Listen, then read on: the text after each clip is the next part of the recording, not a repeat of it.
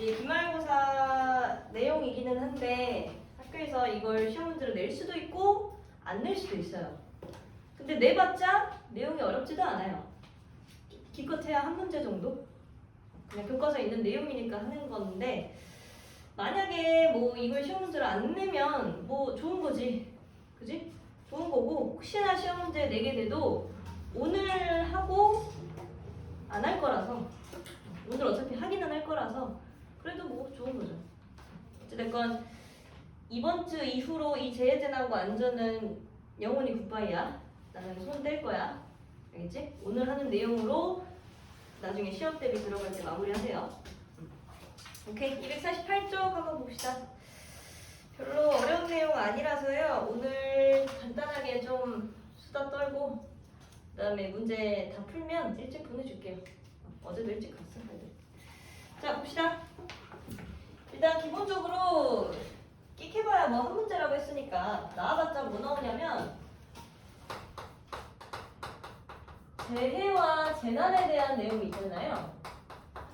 재해와 재난에 대한 정확한 구체적인 용어 설명을 한번 읽어봅시다. 오른쪽에 재해와 재난 1, 재해와 재난 해가지고 땡땡 재난, 땡땡 재해 있죠? 재난 한번 읽어보세요. 그래, 한파, 가뭄, 지진, 감염성 질병의 확산, 화학물질 유출 등 국민과 국가에 피해를 주는 것이 재난이고요. 재해는 뭐예요? 재난으로 발생한 피해. 결국 무슨 말이야? 원인이 뭐야? 원인이 재해야 재난이야? 재난인 거고요. 원인으로 발생한 피해, 즉 결과가 뭐인 거야? 재해인 거야. 이렇게 구별하시면 됩니다. 그래서 재해와 재난은 이렇게 구별한다는 거 체크 한번 해두시고 굳이 재해와 재난을 싸그리 합쳐서 그냥 재해재난이라고 하면 될 것이지 두 개로 분류를 해봤대요. 무슨 재해재난? 무슨 재해재난? 자연재해재난? 무슨 재해재난? 사회재해재난. 이렇게 두 가지로 분류한다네요. 오케이? 자, 자연재해재난 하나씩 불러주세요. 뭐 있어요? 종류. 태풍. 그다음. 해일 여기 좀 있을 거예요. 또. 지진. 또. 호우. 또. 그렇지. 폭설, 가뭄. 뭐 대충 이런 거죠? 또 있니? 화산. 248쪽이 아니고 미안해. 맞네. 200. 그렇지, 화산 활동. 이런 것들이 뭐예요? 자연재해 재난이래요. 오케이? 대충 감이 오시죠? 알 수 없는 것들. 그잖아. 그지? 그 중에서도 이제 태풍, 호우, 가뭄, 폭설 얘네들이 약간 공통점이 있는데 얘네들을 합쳐서 무슨 재해 재난이라고 하냐면 기상재해 재난이라고 하기도 해요. 무슨 말이야? 요거 대비. 대보가 아니고 대비 보도 누가 해줘요? 기상청이 해주잖아. 그지? 태풍, 호우, 가뭄, 폭설 이 친구들은 기상재해 재난이라고 분류한다는 거. 그다음 지진에 의해서 나타나는 게 뭐야? 해일이지. 지진 해일. 그래서 해일의 풀네임은 지진 해일이에요. 땅이 흔들리면서 바닷물이 넘쳐오는 현상. 지진 해일 같이 한번 기억해 두시면 될 것 같고 화산 활동이야 뭐 우리나라는 아직까지는 영향을 미치지 않았는데 어딘가에서는 화산 활동이 활발하게 하고 있겠죠. 자연재해 재난은 이런 것들이 있다 정도 기억하시면 되고요. 얘네들의 공통점, 특징 밑에 읽어봅시다. 상대적으로 무슨 지역에 걸쳐 발생을 해? 그렇지. 상대적으로 넓은 지역에 걸쳐 발생을 하고요. 예방이 가능해? 불가능해? 그렇지. 어찌 보면 신의 영역인 거예요. 신이 한번 흔들고 싶으면 흔드는 거고 아니면 아닌 거지. 대신에 우리나라 같은 경우에 태풍 언제 많이 오니? 7월 여름, 7월 8월 여름에 많이 오고요. 폭설은 언제 많이 오니? 겨울에 많이 오죠. 그죠? 이런 것처럼 기상재해 재난은요 예방이 가능할 수 있어요. 그러니까 얘네들은 예방이 그래도 비교적 가능하다라고 보고 넘어가면 돼요. 오케이? 나머지는 예방이 불가능하다라고 보시면 되고, 됐죠? 그다음 사회 한번 볼게요. 사회재해 재난에는 어떤 것들이 있대요? 불러주세요. 화재, 또 운송수단 사고, 또 감염성 질병, 또 그렇지 화학 물질 유출. 또 있나요? 없나요? 붕괴, 그렇지 붕괴. 또 있나요? 붕괴. 네, 됐네요. 얘네들의 공통점은요? 그래. 왜 사회라는 말이 붙었겠어? 인간에 대해서 연구하는 학문이 사회잖아요. 그지? 자연계에 대해서 연구하는 학문이 과학이고요. 그죠? 그래서 사회라고 하는 것은 인간이랑 조금 관련성이 있다는 거. 화재? 불 지르면 그만. 그지? 그 다음에 운송사고는 뭐 배라든지 지하철이라든지 그 다음에 버스 이런 데에서 뭐 화재 사고가 난다거나 뒤집힌다거나 하는 그런 사건 사고. 그다음 감염성 질병은 아직까지도 우리 겪고 있죠. 그 다음에 화학물질 유출. 요거는 아까 조금 이따 얘기하겠지만 원전 사고라든지 또는 뭐 제조업에서 발생한 뭐 어떤 폭탄 같은 것들이 날라와서 이렇게 발생한 사고라든지 붕괴는 뭐 건물 무너지는 거. 그지? 사람이 만들었잖아. 이런 것들을 싸그리 합쳐서 사회재해 재난이라고 해요. 그래서 얘네들의 특징은요. 상대적으로 무슨 지역에 발생해? 그렇죠? 상대적으로 좁은 지역에 발생은 하나. 우리 지금 겪고 있는 코로나는 어때요? 넓은 지역까지 퍼졌죠. 그지? 코로나가 왜 팬데믹이라고 불리냐면 맞니? 팬데믹이니? 요거 A죠. 몰라. 여튼 팬데믹이라고 불리는 이유가 뭐예요? 넓은 지역으로 퍼진 것도 맞지만 이게 잠복기 시기에 되게 많이 퍼졌잖아. 그것 때문에 팬데믹이라고도 부른대요. 그래서 팬데믹, 즉 감염성 질병 같은 경우에 우리가 겪었지? 좁은 지역에 발생하는 줄 알았는데 상대적으로 좁은 지역에서 발생을 했다가 넓게 퍼질 수도 있다. 그거에 대한 내용이 교재 오른쪽에 또 있어요. 사회재해 재난의 범위, 사회재해 재난 중에서 감염성 질병의 확산이나 대규모 기름 유출 등의 사고는 좁은 지역에서 발생한 후 넓은 지역으로 퍼져나가 큰 피해를 주기도 한다. 그래서 좁은 지역이라고는 하나 넓은 지역까지도 퍼질 수 있다라는 거 기억하시면 되고 얘는 예방이 가능하지 못했어. 그럼 얘는 예방이 그렇죠? 어떻게 반응할까요? 화재나 운송사고 같은 경우에도 큰일이 발생하지 않으려면 안전점검을 잘하면 돼요. 마찬가지죠. 붕괴 안 일어나려면 안전점검 제때제때 알아서 잘하면 돼요. 그다음 화학물질 유출도 감염성 질병도 안전점검 잘하면 돼요. 근데 그게 안 되니까 지금 계속 사고가 일어나는 거겠지. 오케이? 이런 것들이 있습니다. 그래서 뭐 예방이 불가능하고 예방이 가능하다는 거 이런 거 좀 보시면 돼요. 자, 그러면 이제 B 재해재난 사례에 따른 원인과 피해 하나하나 한번 뜯어가지고 봅시다.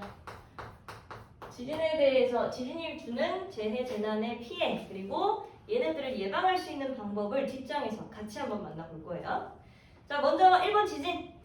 지진은 산이 무너지거나 땅이 갈라지기도 하며 이로 인해 건물이 무너지고 화재가 발생하여 인명 및 재산 피해가 발생하기도 한다. 해저에서 발생하면 해안 지역을 덮치는 지진 해일이 발생할 수도 있다. 즉 지진에 의해 해일까지도 오는 결과를 낳게 되겠죠. 이거 사건 사고로 한번 볼까요? 우리나라는 지진이 언제 일어났었죠? 우리나라에서 발생한 큰 지진, 2017년? 맞아요. 2018년. 2017년. 맞아요. 2018년도에 포항에서 지진이 한번 일어났죠. 포항 어디 있니? 이쪽에 있죠. 이쪽에 있습니다. 왜 여기서 지진이 많이 일어날까요? 일본이랑 네, 맞아요. 우리나라보다 국가적으로 따지면 일본이 훨씬 더 지진이 많이 일어나죠. 그 이유는 뭘까요? 일본은 들어봤을 거야. 한해? 동쪽에 있는 뭐 알고 있는 거 다 얘기해봐. 구레고리. 또 판해. 경계. 이게 판에 대해서 여러분 고등학교 1학년 올라가시면 바로 배워요. 근데 판이라고 하는 거는 지구를 둘러싸고 있는 여러 가지 이렇게 판들이 있어. 지구 안에는 이렇게 한 몇 개더라? 뭐 몇 개 있어요. 몇 개 있는데 이 판과 판, 즉 이 판과 이 판이 만나게 되면 만나서 함입되어서 해구가 생기기도 하고요. 또는 해령 같은 이런 산맥이 생기기도 하고요. 또는 이렇게 그냥 지나가기도 해요. 이런 방식으로 판의 경계에서 수많은 일이 일어난다는 거야. 그럼 당연히 땅이 흔들리니까 어때? 지진이 일어날 수밖에 없겠지? 그래서 항상 이 판의 경계에서 지진, 해일 또는 화산 이런 것들이 많이 발생하는 거예요. 그 경계가 일본 옆에 바로 있습니다. 태평양 부분에 있어요. 그렇기 때문에 일본 같은 경우 지진이 많이 일어나죠. 여기에서 이제 일어난 지진으로 인해 우리나라도 피해를 받고 있는 거예요. 그치? 우리나라 같은 경우에는 2018년도에 너네가 08년생이라며? 그치? 08이면 18년도에 몇 살이었니? 10살? 11살. 11살? 너네 그때 뭐 했니? 그때 저녁에 일어나지 않았어요? 내 기억상 그래. 저녁에 일어났던 것 같은데? 그지? 그때 뭐 했니? 학교 갔다 왔을 것 같아. 학교 갔다 왔어? 집에 있었어요? 나는 어디 있었더라? 나는 이게 기억나요. 그 이때 내 친구 중에 이제 뭐 재수 삼수하는 애들 있었는데 이때 지진 나면서 수능이 밀렸잖아요.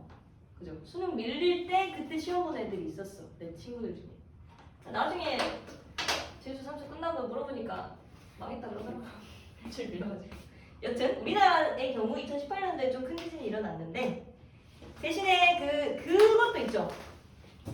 우리나라만 얘기하려는 게 아니고 일본이 판의 경계 옆에 있으면서 지진이 많이 일어나잖아요. 언제 한번 크게 빵 터졌어? 근데 2010년도 초반이에요. 구체적으로는 2011년도래요. 너네 이때 3살이었다며? 모르죠? 나는 이거를 뉴스 특보로 봤어요.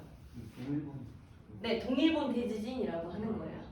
근데 이때는 지진만 일어났으면 사실 다행이야. 규모가 한 9점 얼마 정도 됐을 텐데 이 정도 되면은 건물이 완전 흔들려요. 그지? 근데 지진만 온 게 아니고 뭐 때문에 피해를 많이 입었어? 쓰나미? 그렇지, 쓰나미. 일본말로 쓰나미 이렇게 했나? 이렇게 하나? 쓰나미라고 하는 해일이 덮쳤기 때문에 얘네들이 많이 피해를 입었죠.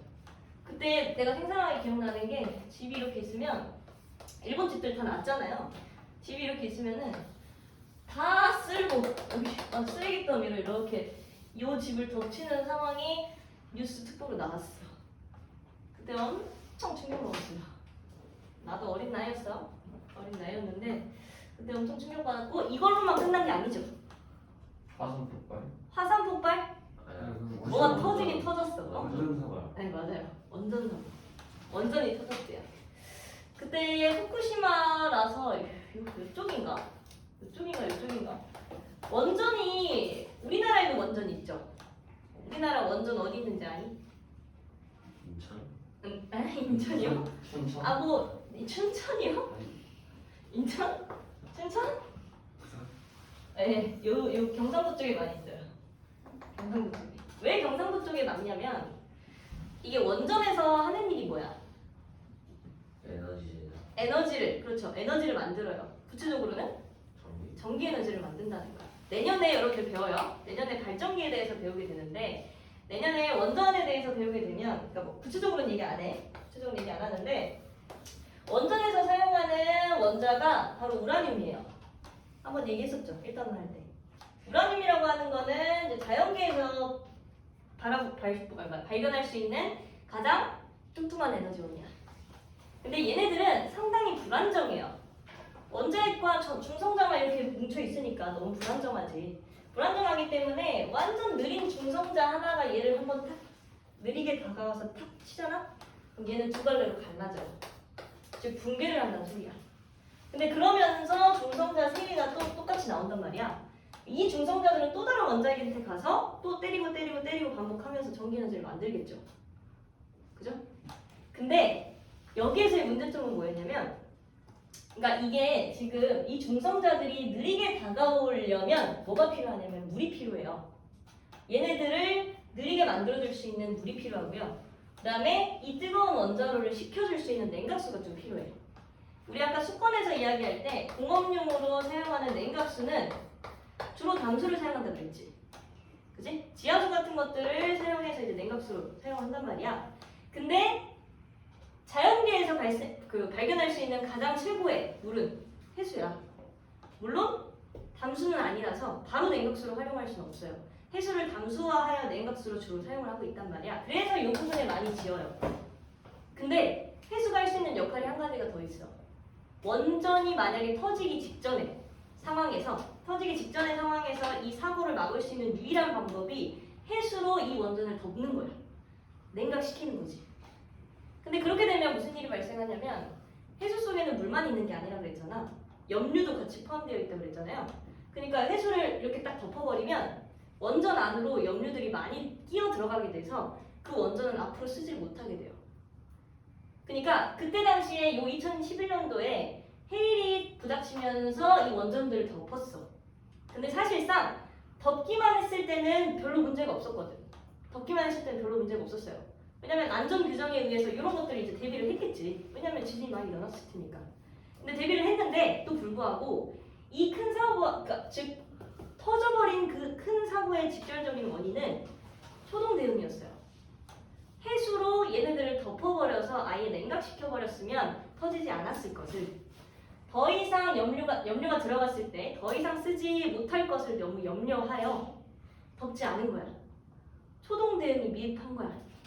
그래서 총 4개 원전 중에 몇 개 터진 줄 알아? 3개 터졌어요. 3개.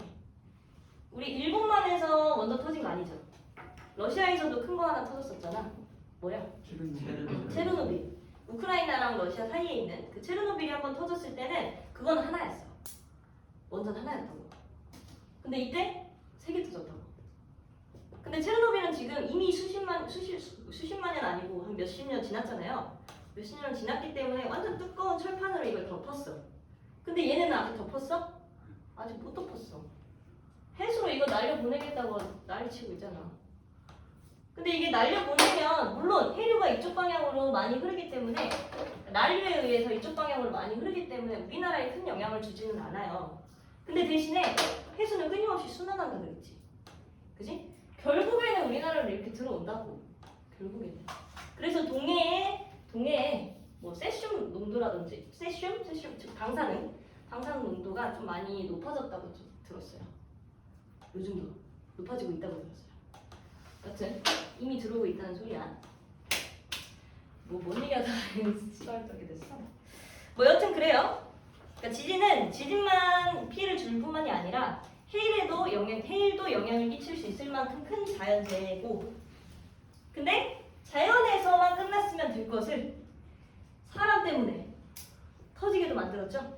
그렇죠? 그래서 사회재해 재난으로까지 이어질 수 있는 그런 가능성이 있는 좀 무서운 그런 목적입니다. 우리나라에 영향을 주는 무서운 자연재해예요. 네, 됐습니다. 그 다음에 피해 먼저 다 하고 대피합시다. 두 번째, 기상재해 한번 볼게요. 기상재해, 우리나라에 주로 많은 영향을 끼치는 게 저 기상재해들 중에 주로 누군가요? 중국이요? 아, 예. 미세먼지? 아, 황사? 네, 맞아요. 그러니까 우리나라만 기준으로 이야기를 하면 황사 언제 제일 많이 와? 봄에 제일 많이 오죠. 황사가 왜 황사인지도 얘기했지. 서해가 왜 황해로 불리는지도 얘기했지. 모래가 쌓인. 네네네네. 황이라는 글자가 노란색이잖아요. 그죠? 왜 여기가 황해냐면 노란색의 황사가 많이 끼는 봄에 이 서해가 조금 노랗게 변해요. 중국 쪽의 요 부분이 노랗게 변한다고. 모래먼지가 쌓여서. 그래서 황해라고 불리기도 했어요. 어찌됐건 황사는 모래바람이야. 중국에 의해서 봄에 불어오는. 그리고 또 뭐가 같이 와? 미세먼지 때문에 우리 고생하잖아요. 미세먼지도 교과서에서는 자연재해로 구별을 하긴 했는데 이제는 사회 쪽으로 좀 넘어가는 추세죠. 그지? 중국에서 공장 많이 돌리니까 미세먼지 많이 오기도 하잖아요. 그래서 아직까지는 교과서에서 자연재해로 좀 분류하고 있다는 거. 그래서 기상재해로 황사와 미세먼지가 봄에 많이 오고요. 또 우리나라에 영향 미치는 거 뭐야? 태풍. 태풍이죠. 태풍이 왜 일어나게? 태풍이 왜 기압차. 일어나게? 기압차. 기압차? 네, 기압차 맞아요. 기압차 맞는데 일단 기본적으로 너네 어차피 내년에 배우니까 간단하게만 알려주면 고기압일 때 날씨가 좋아요. 저기압일 때 날씨가 흐려요. 즉 저기압일 때 바닷물들이 증발을 해서 구름을 만든다는 거야. 그러려면 일단은 증발을 해야 될 거 아니야. 그 증발을 어디서 많이 해? 적도 부근에서 많이 해요. 적도 부근에서 증발한 물들이 구름이 되어 쌓여서 이런 나선팔 모양의 하나의 태풍이 되면 이때부터 움직이기 시작합니다. 어디로? 저위도에서 에너지가 저구 쪽으로. 그러니까 어찌 보면 저위도에서 발생한 이 태풍은요. 저위도 부근에서, 즉 적도 부근에서 태양 에너지를 많이 받았기 때문에 얘가 생겨났다고 볼 수 있지. 그러면 다른 위도들에 비해서 얘가 지금 현재 가지고 있는 에너지의 양이 많아. 오케이? 근데 우리 과학에서 배우면 과학에서의 에너지는 항상 보존이 되어야 된단 말이에요. 얘가 많이 갖고 있으면 얘는 어떻게 해야 돼? 에너지가 많은 쪽에서 적은 쪽으로 얘네들을 돌려보내야겠지. 그 역할을 하는 애가 태풍인 거야. 그래서 에너지 불균형을 해소하기 위해서 태풍이 만들어진다고 생각하시면 돼요. 문제 있어서 얘기해드리는 거예요. 어쨌든 태풍이 그렇게 만들어지고 이 태풍의 경로는 우리나라에서 주로 어디로 가? 남쪽에서 만들어졌으면 얘는 주로 서쪽으로 갈까 동쪽으로 갈까? 생각 안 해봤니? 동쪽으로. 기상청 예보만 봐도 태풍 경로가 다 뭐예요? 다 동쪽 부분이에요. 다 동쪽. 요 이유는 뭐야? 한번 얘기했었어. 우리나라는 지구 중에서도 중위도에 위치해 있고 이 중위도는 편서풍의 영향을 많이 받는다. 편서풍 기억해요? 편서풍? 뭐 하다가 얘기했었지 이거? 지구화달 하다가 얘기했던 것 같은데. 그치? 편서풍이라고 하는 것은 서쪽에서 편향되어 불어오는 바람이야. 우리나라는 편서풍의 영향을 많이 받아요. 내년에 기권하면 또 배웁니다. 편서풍의 영향을 많이 받기 때문에 태풍 경로가 당연히 이쪽 동쪽을 향할 수밖에 없어. 근데 여기서 중요한 건 태풍이라 함은 적도에서 발생한 저기압으로 인해 그 구름이 뭉쳐진 거라고 했잖아. 근데 북반구에서 저기압이 발생을 하잖아요. 그러면 고기압이라고 하는 것은 기압이 높아서 얘를 누르는 거야. 그래서 바람이 이렇게 불어요. 저기압은 반대로 올라가. 증발해서 구름이 돼야 되잖아. 올라가는 거야. 그래서 바람이 이렇게 불어요. 그러면 저기압의 바람 경로를 따져보면 얘가 이쪽 방향으로 가면서 저기압의 바람이 이렇게 불어오려면 어디가 제일 많은 피해를 겪냐? 태풍 동쪽에 있는 사람들이 가장 많은 피해를 겪을 수밖에 없어요. 왜냐면 이렇게 한번 해보면 얘는 이쪽 방향으로 바람이 향하려고 하는데 바람이 이쪽으로 가잖아. 서로 상쇄되죠. 대신에 이쪽 방향으로 가면서 오른쪽, 동쪽에 있는 사람들은 같은 방향으로 또 바람을 받잖아. 결과적으로 동쪽 부근의 사람들이 훨씬 더 피해가 많이 입혀요. 피해가 많아요. 그래서 이번에 그 태풍 흰남노 있잖아. 흰남노 태풍에도 가장 많은 피해를 겪은 지역이 어디였어? 여기 포항이었잖아. 그지? 똑같은 태풍이 지나와도요. 서울에서는 잘 느껴졌니 사실? 잘 안 느껴졌지. 우리 바람만 그냥 불고 비만 내리고 말았잖아요. 근데 포항 같은 경우에는 항상 태풍 때문에 고생을 해요. 요번에도 뭐 펜션 하나 날라갔다는데? 그지? 그런 것처럼 태풍의 피해가 요 태풍 오른편에 조금 피해가 많이 있다는 것도 문제에 나와서 그냥 얘기를 해드렸어요. 조금 이따가. 여튼 기상재해는 태풍이 가장 많은 영향을 끼친다 라는 거고요. 다음 3번 넘어갑시다. 자, 3번은 화산입니다. 화산. 우리나라에는 화산이 뭐 있어요? 백두산. 백두산 우리나라예요? 북한. 뭘로 뭐 북한산이요? 북한산은 저기 있잖아. 암석으로밖에 안 돼 있어. 한라산. 네, 한라산. 제주도가 그거잖아. 한라산이 폭발해서 굳어져가지고 만들어진 섬. 그게 제주도잖아요. 그래서 우리나라는 화산이 제주도에 있습니다. 그러니까 그 한라산이 있어요. 근데 아직까지는 이 한라산이 화산 활동을 활발하게 하지는 않아. 그지? 근데 이 화산 활동으로 인해 예전에 한번 심한 재난을 겪은 데가 있었어. 어디 이게? 화산 폭발로 거의 도시가 로마? 덮쳐질 만큼. 네, 로마 어디? 로마 폼? 폼페이. 아, 네, 맞아요. 이거 뭐 어디서 배우니? 역사 시간에 배우니? 아니요, 안 배웠는데요. 안 배워요? 그냥 고대 로마시나 이런 거 보고 배웠어요? 네. 들어는 봤어요?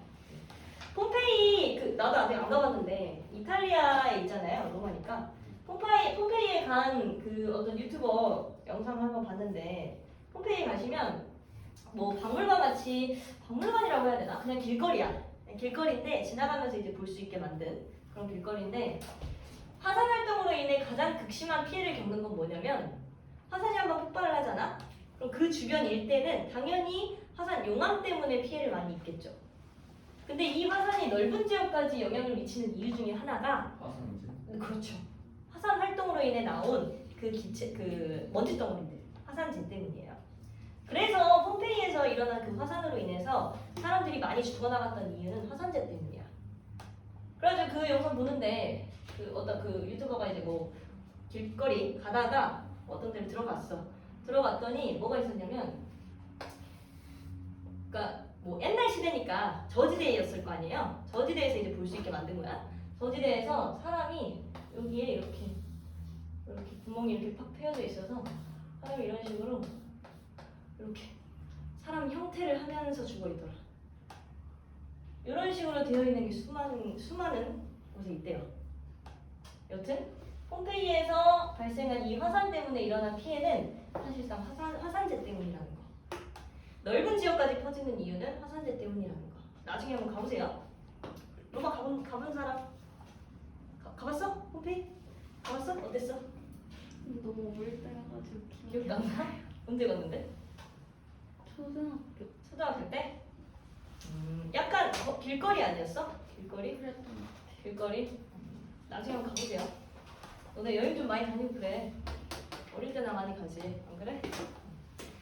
뭐 여튼 그렇습니다. 자, 그다음 4번. 감염성 질병의 확산. 어떤 감염성 질병들이 있었을까요? 너네는 코로나가 제일 크게 겪은 감염성 질병이지. 또 있었니? 옛날에 메르스 아, 메르스. 아, 맞아. 메르스가 너네 초등학교 때인가? 초일 때요. 초등학교 때? 아, 초등학교 때? 메르스? 코로나? 제 어릴 때는 신종플루도 있었어요. 나는 신종플루도 겪어봤고 코로나도 걸려봤어. 그랬어요. 근데 신종플루는 그러니까 앞으로 나오는 플루, 즉 감기들이 이제 계속 발전을 할 거 아니에요. 바이러스들이 신종으로 발견된 감기 종류들을 다 신종플루라고 불러요. 그리고 나서 이제 사람 이렇게 거쳐가면서 좀 그 치명성이 떨어지는 것 뿐이지. 그래서 앞으로 또 신종플루가 나올 수 있습니다. 그래서 감염성 질병은 이런 것들이 있고요. 원인은 뭐냐면 원인은 사람의 이동, 가축의 이동 이런 것들로 인해 발생하는 게 원인이고 결과가 이제 사람에게 침투하여 발생하는 질병으로 이어지는 거예요. 그래서 원인이 이동이고 결과가 침투라는 거 잘 기억해 두세요. 이따가 뭐 문제 나올 것 같아서 얘기합니다. 그다음 5번. 화학 물질 유출. 바다에 화학물질이 유출되는 사고는 주로 기름 퍼지는 거죠. 그죠? 원유가 쏟아지는 거. 이것도 화학물질 유출로 볼 수 있겠고요. 또 아까 이야기했던 얘도 사실은 뭐야? 원전 사고도 화학물질 유출이에요. 왜 방사선이 몸에 해로운지는 잘 알고 있니? 유전자 파괴. 유전자 파괴? 그러니까 이게 방사선이라고 분류되는 애들은 뭐냐면 우리 엑스레이 있잖아. 사실 방사선이랑 엑스레이나 여기에 나오는 이 가시광선이나 다 똑같은 빛이에요. 근데 그 중에서도 엑스레이 있잖아. 엑스레이가 이제 사실상 우리 인간에게 쓰일 수 있는 가장 최고 단계의 방사선이야. 그지? 엑스레이 찍기만 해도 방사선 때문에 문 다 닫고 하잖아. 근데 이 엑스레이가 하는 역할이 뭐야? 살은 다 어떻게 해요? 뚫죠. 뼈는 뚫지 못해서 반사되어 나오는 걸 가지고 기록하는 게 엑스레이야. 그러니까 엑스레이 같은 경우에는 살은 다 뚫어. 대신에 뼈는 못 뚫어. 근데 엑스레이, 감마레이 요 이상으로 가잖아? 그럼 얘네들이 이제 방사선이라고 불러요. 여기까지는 살만 뚫었는데 여기까지는 앞으로 뭘 뚫게 될지 모르는 거지. 그러니까 여기서부터는요 너무 에너지가 커. 너무 에너지가 커서 우리 몸 안에 있는 원자들 단위의 전자들을 다 뒤바꿔 버릴 수가 있어요. 그러니까 유전자 변이도 생겨나는 거고, 그다음에 뭐 암 같은 것도, 암세포들도 계속해서 활동하는 거고. 그래서 방사선이 위험한 거야. 오케이? 이런 것들이 유출되게 되면 앞으로 어떻게 될지 몰라요. 체르노빌만 해도 거기 왜 유튜브라도 찾아보면 인터넷 검색이라도 해보면 체르노빌 때문에 뭐 발생한 유전자 변이 이런 것들 많잖아. 뭐 이따만한 도마뱀도 있고 막 그러잖아요. 그죠? 그런 일이 발생할 수도 있다는 거. 그 지역에 사는 사람들은 아직까지도 6개월에 한 번씩 건강검진을 받아야 된대요. 그리고 그 시기에 태어난 아가들은 다 죽었대요. 그렇습니다. 그래서 어찌됐건 화학물질 유출은 화학산업시설 교체할 때나 작업자의 부주의, 체르노빌이나 그다음에 여기 일본에서 발생한 동일본 대지진이나 다 작업자의 부주의로도 연관이 되는 거야. 그다음에 시설물의 노후와 관리 소홀 등으로 발생한다. 사람이나 자연환경에 피해를 주며 매우 넓은 지역까지 짧은 시간 동안 퍼진다. 오케이? 마지막으로 운송수단 사고. 운송수단 사고. 우리 가장 먼저 떠오르는 우리나라에서의 사고 뭐가 있죠? 태워. 그렇죠. 운송수단, 지하철, 버스, 뭐 우리가 이동할 수 있는 모든 것들을 다 운송수단이라고 하잖아. 그 중에 이제 가장 최근에 일어났던 건 세월호였죠. 세월호 때 너네 뭐 하고 있었니? 세월호 14년도. 네, 14년도. 7살. 7살? 7살? 기억나니? 태권도에서 뭐 누구를 위해 기도합시다 했던 기억. 아 진짜? 나는 이것 때문에 수학여행을 못 갔어요. 사실 이거 바로 다음 주에 가려고 했는데 14년도에 학생이셨어요? 네. 근데 못 갔어요. 못 갔어요. 나는 신종플루 때문에도 학교 못 갔어요. 아니 수학여행 못 갔어요. 불운한 세대입니다. 너네는 아마 다 하게 되겠지? 너네 수학여행 갔니? 아니요. 아니요. 맞아. 수련회 한 번 가고 안 가고. 수련회? 수련회 갔어? 네. 내년에는 수학여행 가나요? 아 모르겠는데. 몰라? 이번 학기에 그 체험학과 왜? 내년에 뭐 간다는 말 없어? 3학년 언니 오빠들 안 갔어? 형 누나들? 안 갔어? 그래요? 수학여행 진짜 재밌는데. 네, 뭐 됐습니다. 일단 이런 것들 때문에 발생한다는 거 잘 보시고 그다음에 오른쪽에 뭐 설명들을 한번 잘 읽어보세요. 문제 풀고 대비 들어갈까요? 네, 249쪽 문제 한번 해보세요. 다 푸면 돼요? 네, 249쪽 풀고 그 다음 장 잠깐 짧게 설명하고 또 문제 풀고 다 풀면 집에 가는 걸로. 오늘은 별 내용 없어요. 그냥 쉬엄쉬엄 하는 거야 오늘은. 다음 주부터가 찐입니다. 예습 잘 해오세요. 혹시나.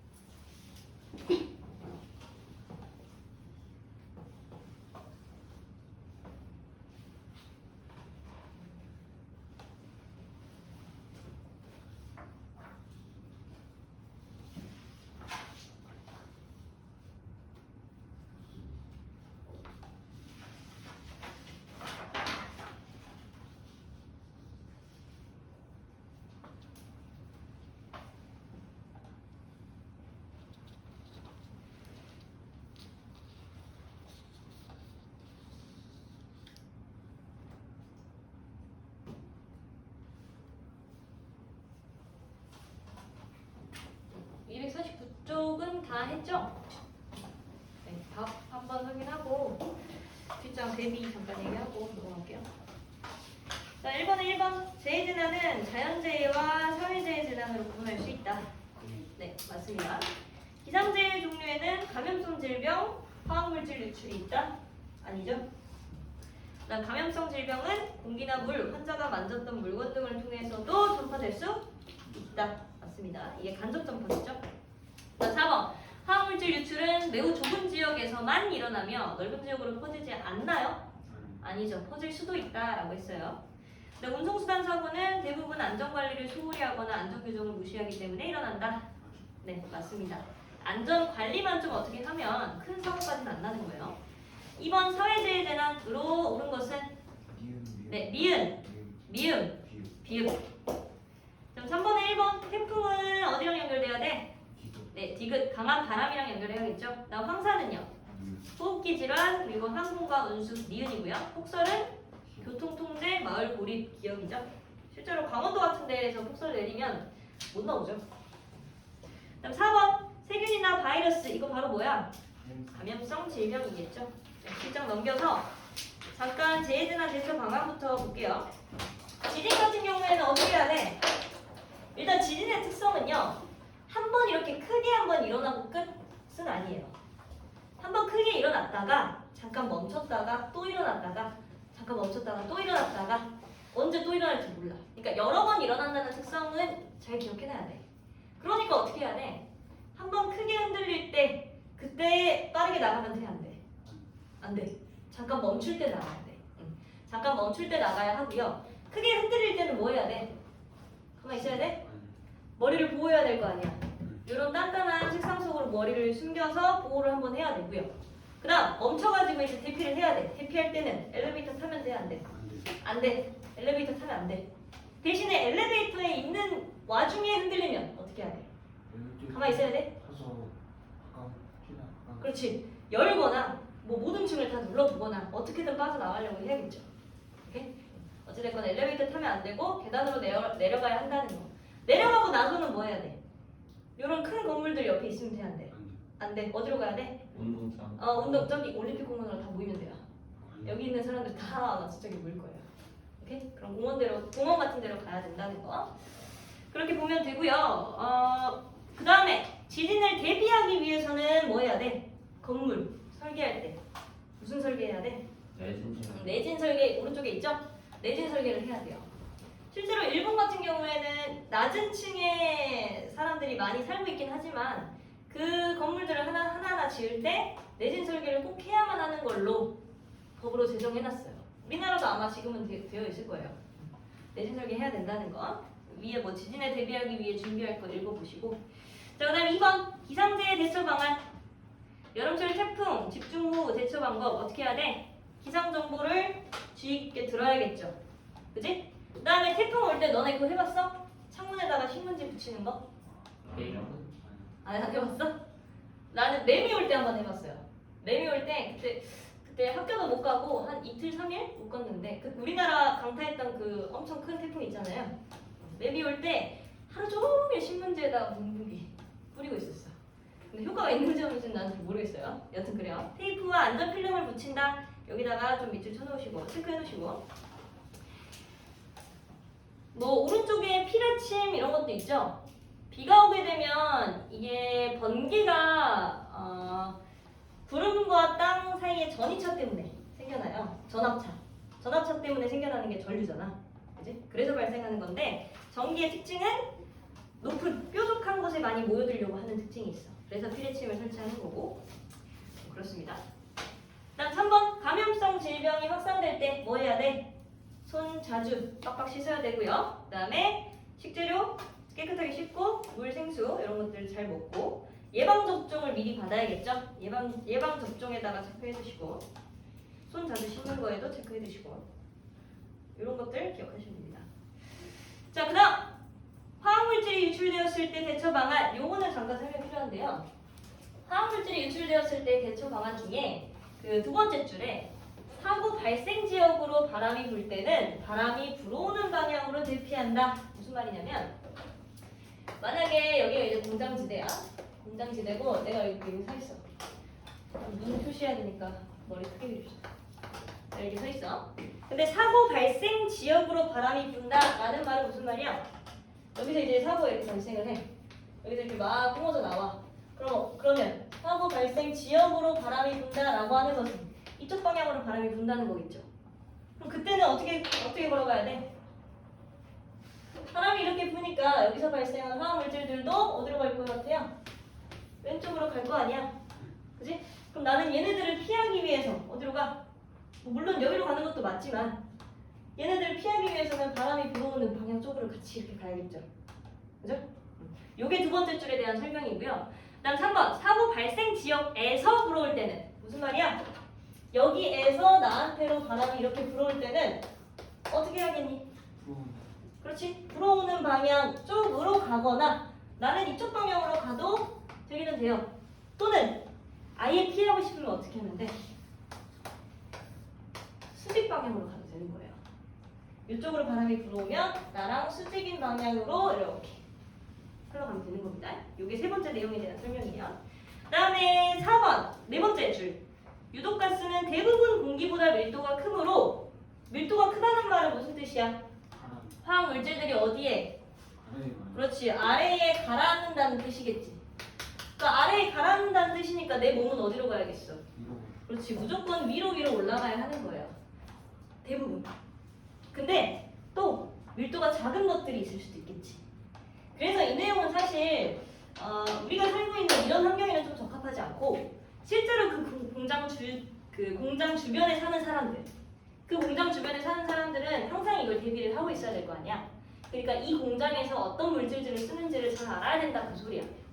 이 물질들을 잘 알아서 밀도가 큰 거를 알면 위로 올라가서 대피할 수 있고 밀도가 작은 거면 아래로 내려가면서 대피할 수 있고 이런 식으로 그 일대 주변 사람들에게 좀 해당되는 내용이에요. 그래서 무조건 대부분이라고 표현을 해놨으니까 무조건적으로 다 밀도가 크다는 건 아니라는 거야. 수소 같은 것들이 터지면 이쪽으로 올라갈 수 있겠죠. 그런 내용에 대한 설명이고요. 그 다음에 뭐 당연히 즉시 씻어야겠죠. 그 다음에 다섯 번째 화산 폭발하면 바로 나가면 돼, 안 돼? 안 돼. 아까도 이야기했지만 화산재 때문에 극심한 피해를 입는다 그랬지? 그러니까 무조건 문 닫고 다 그냥 가만히 있어야 돼요. 오케이? 그런 다음에 이제 나중에 방진 마스크 쓰면서 나가야겠죠. 다음 6번 운송수단 사고에 대한 대처 방안. 배 같은 거 어떻게 하면 돼? 물론 안내원의 설명을 잘 듣고 거기에 잘 따라야 하는 것도 맞지만 최대한 나가려고는 애써봐야겠죠. 그 다음 또 운송수단 뭐 있어? 지하철. 우리 자주 타는 지하철. 지하철은 어떻게 나가야 돼?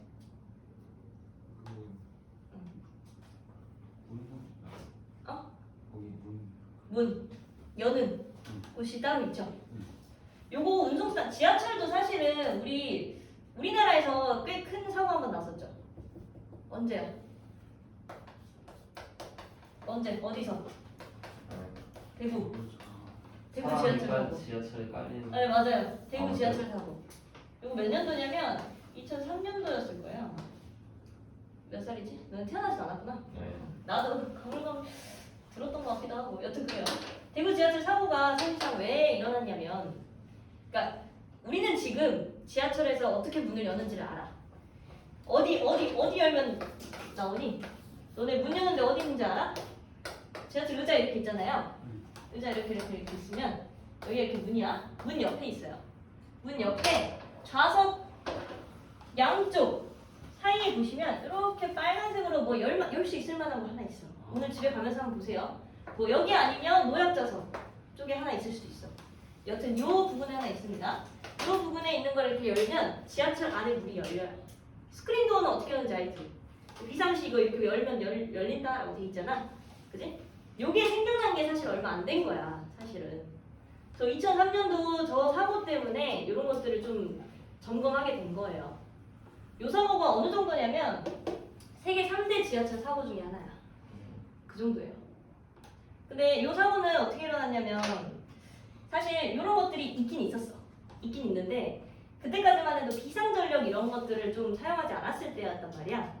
그래서 이제 그 조종사가 조작을 하다가 이제 불이 났다는 걸 감지했어. 감지하고 본인이 그냥 빠져나가고 싶었는지 아니면 빠져나가게 하려고 했던 건지는 모르겠지만 마스터키를 빼고 지금 다 탈출을 했어요. 근데 마스터키를 빼고 탈출을 하게 되면 그때 당시에는 비상전력이 공급되지 않아가지고 문이 아예 안 열렸던 거야. 아무리 뭘 잡아당겨도. 그래서 그 안에서 다 이렇게 죽은 거예요.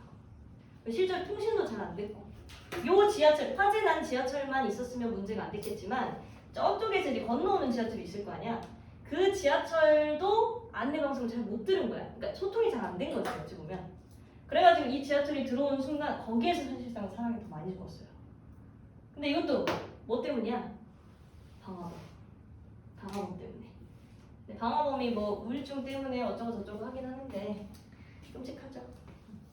여튼 그래요. 이런 것들은 이제 뭐 종류에 따른 대피 방법을 미리 알아두는 게 중요하겠죠. 그래서 이거 얘기해 준 거예요. 버스 같은 경우에는 망치로 두들겨서 깨야겠죠. 오케이.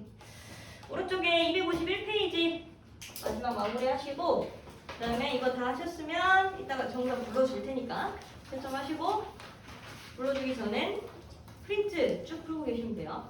오늘 프린트 빨리 풀면 집에 갑시다.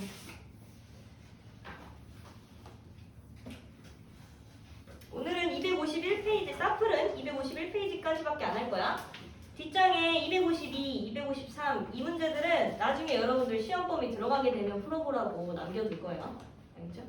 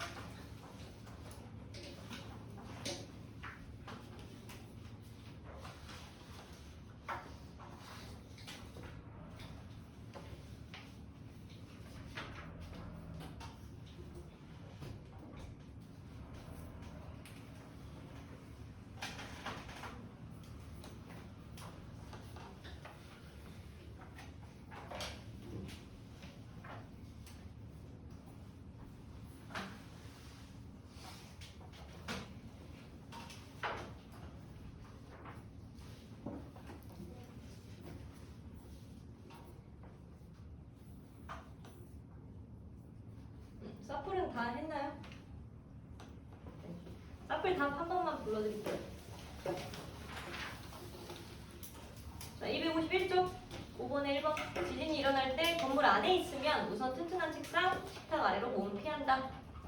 맞죠? 그다음 지진 발생 후 진동이 멈추면 엘리베이터를 탄다. 멈추면 나가는 건 맞지만 엘리베이터가 아니라 계단으로 가야겠죠? 기억해요. 지진 발생 후 강한 진동이 멈추면 가능한 실내에서 나오지 않아야 돼요. 급히 빠져나가야겠죠. 왜냐면 붕괴가 될 가능성이 있으니까. 그다음 4번 지진 발생 후에 강한 진동이 멈추면 가스나 전기 무조건 차단하고 나가야겠죠. 왜냐면 화재라든지 그런 게 또 발생할 수 있으니까. 지진 발생 후 대피 장소에 도착하면 공공기관 안내에 따라 행동한다. 네, 맞습니다. 자, 그다음 6번. 지진 발생할 때 피해를 줄이기 위해서는 무슨 설계를 해야 돼? 내진 설계를 해야 된다라고 보시면 되고요. 7번에 기억 대피 후 옷을 갈아입고 비눗물로 씻는다. 맞고요. 그다음에 대피할 때 비옷이나 큰 비닐 등으로 몸을 감싸야 되죠. 그죠? 최대한 감싸야죠. 노출 범위를 최대한 줄이는 게 방법인 거예요. 그다음 디귿 실내로 대피한 경우 환풍기는 작동을 시켜야 될까요? 작동시키면 밖에 있는 공기가 다 안으로 들어와 버릴 거 아니야. 그지? 안 돼요. 가만히 있어야 돼요. 그다음 릴 사고 발생 지역으로 바람이 불 때는 발생 지역으로 바람이 불 때는 같이 발생 지역으로 불 때 사고 발생 지역 방향으로 대피한다. 아까 그 얘기를 했잖아요. 내 얘기를 틀렸거든요. 네네네. 사고 발생 지역 방향이 아니고 바람이 부는 방향을 따라서 가야겠죠. 그러니까 이거는 방금 얘기한 거는 이거 좀 헷갈릴 수 있겠는데 바람이 사실 이렇게 불 수도 있는 거잖아요. 그지? 이렇게 불 수도 있는 거라서 최대한 이 바람 방향과 비슷하게 얘를 피해가면서 대피를 하는 게 낫겠죠. 그런 내용이라서 좀 틀렸다고 본 것 같아요. 이거 좀 애매하니까 그냥 바람 방향으로 라고 생각하시면 돼요. 8번에 1번 황사나 태풍 같은 기상재해는 언제 일어날지 예측하기 어렵긴 하지만 그래도 예측은 가능하다 라고 보면 돼서 이건 X예요. 그래도 예측은 가능하다라고 보면 돼서 X. 그 다음에 태풍이 올 때 강한 바람의 피해를 막기 위해서 테이프나 안전필름 맞죠? 그다음 3번 침수에 대비해서 가재독은 최대한 낮은 곳에 내려놔야 될까요? 그렇지, 높은 데에다가 내려놓는 게 맞죠? 요번에도 침수 일어났었잖아요. 그러니까 무조건 높은 데로. 그다음 감염성 질병이 확산되지 않으려면 기침할 때 가려야 된다. 맞고요. 화학물질 유출 시 유독가스는 대부분 밀도가 크면 높은 곳으로 가야 되고 낮으면 아래로 가야 되고. 그다음에 6번 운송수단 사고를 대처하기 위해 종류에 따른 대피 방법을 미리 알아둔다. 이것도 맞죠? 오케이. 사플은 여기서 마무리. 더 이상 안 풀 거예요. 숙제를 외우지 마세요. 프린트물만 풀고 들어갑시다.